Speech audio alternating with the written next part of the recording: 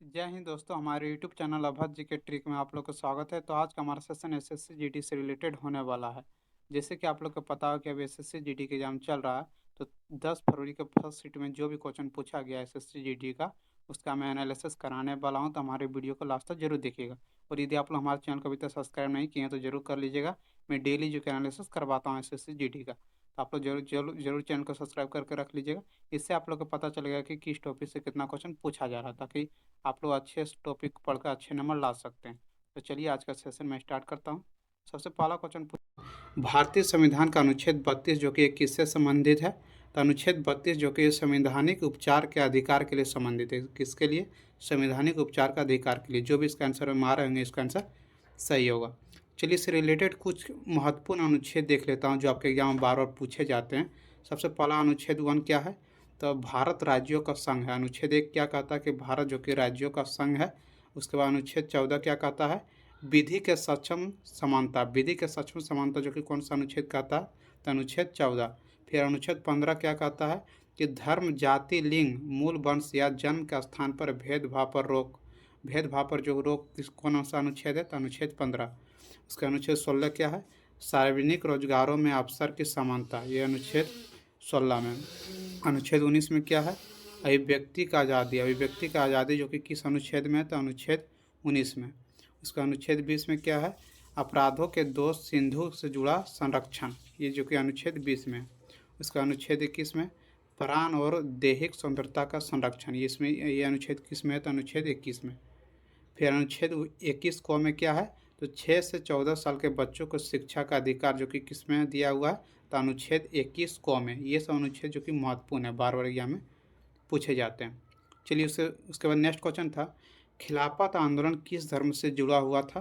तो खिलाफत आंदोलन जो कि इस्लाम धर्म से जुड़े हुए थे। किस धर्म से जुड़े हुए थे? तो खिलाफत आंदोलन जो कि इस्लाम धर्म से जुड़े हुए थे। चलिए इसके बाद इससे रिलेटेड कुछ की पॉइंट देख लेता हूँ जो आपके एग्जाम बार बार पूछे जाते हैं। सबसे पहला है, खिलाफत आंदोलन साल 1919 से 1922 के बीच ब्रिटिश भारत सरकार में चलाया गया था। यानी खिलाफत आंदोलन कौन चलाया था? तो ब्रिटिश सरकार ने भारत में जो कि चलाया था। कब? तो 1919 से 1922 ईस्वी में इसका गया था। इसका एक राजनीतिक धार्मिक आंदोलन था। ये क्या था? एक राजनीतिक जो कि धार्मिक आंदोलन था। और इस आंदोलन का मकसद था तुर्की के खिलाफ पद को दोबारा स्थापित करना। देखिए यहाँ से क्वेश्चन पूछ सकता है कि खिलाफत आंदोलन का अर्थ क्या था? तो तुर्की के जो कि था उसका खिलाफत के पद को दोबारा स्थापित करना था। चलिए उसका नेक्स्ट क्वेश्चन पूछा गया था, मोहिनीअट्टम किस राज्य से संबंधित है? तो आप लोग जानते हैं केरल का जो कि है मोहिनीअट्टम क्या है? केरल राज्य का नृत्य है। कौन? मोहिनी। देखिए नृत्य से आप लोग का हर एक सीट में क्वेश्चन पूछा जा रहा था। नृत्य को आप लोग जरूर करके जाइएगा। इसे तो मैं आप लोग को लास्ट में बताऊंगा कि कौन कौन से टॉपिक क्वेश्चन पूछा जा रहा है।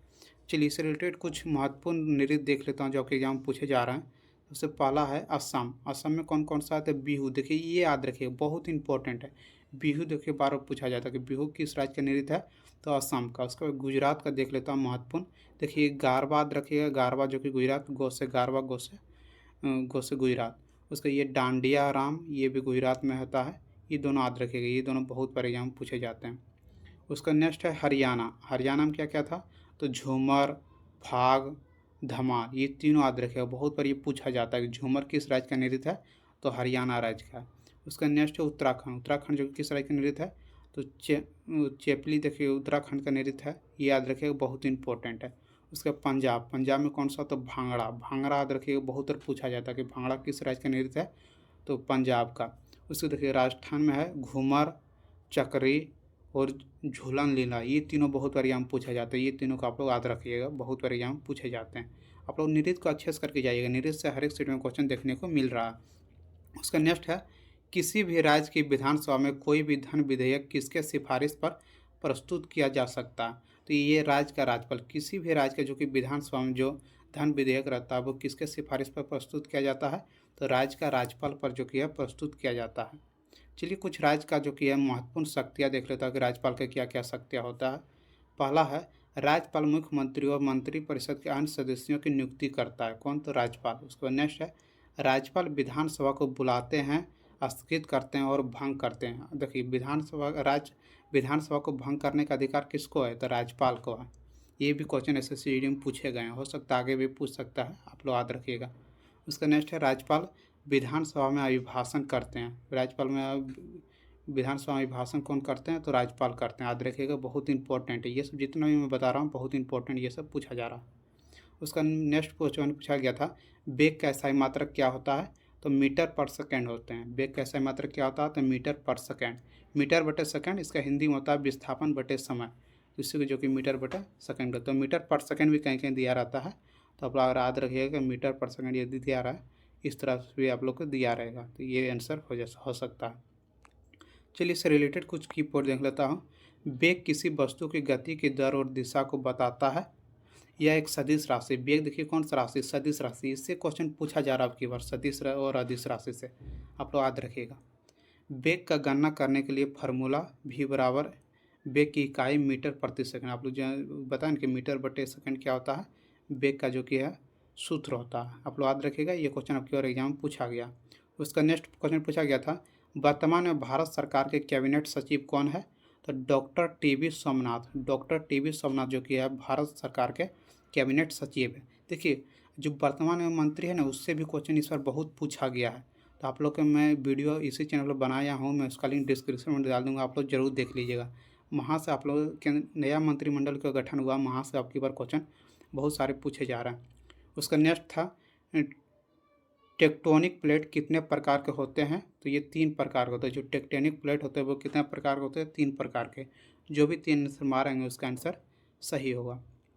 चलिए, और एक क्वेश्चन हरित क्रांति से रिलेटेड कुछ प्रश्न था, मुझको याद नहीं आ रहा, लेकिन हरित क्रांति से रिलेटेड कुछ प्रश्न थे। चलिए हरित क्रांति के बारे में देख लेता हूँ, हरित क्रांति क्या है। तो हरित क्रांति की शुरुआत 1960 ईस्वी में हुआ था। हरित क्रांति की शुरुआत कब हुआ था? 1960 ईस्वी में। और इसके नॉर्मल बोरलॉग ने शुरू किया था। किसने शुरू किया था? तो नॉर्मल बोरलॉग ने। डॉक्टर स्वामीनाथन को हरित क्रांति का जनक कहा जाता है। देखिए ये बहुत ही इंपॉर्टेंट है कि हरित क्रांति का जनक किसे कहा जाता है? तो डॉक्टर स्वामीनाथन को, जो कि हरित क्रांति का जनक कहा जाता है। ये क्वेश्चन आप लोग याद रखिएगा, इस बार पूछ सकता है GT के एग्जाम में, जिसका एग्जाम अभी तक नहीं हुआ।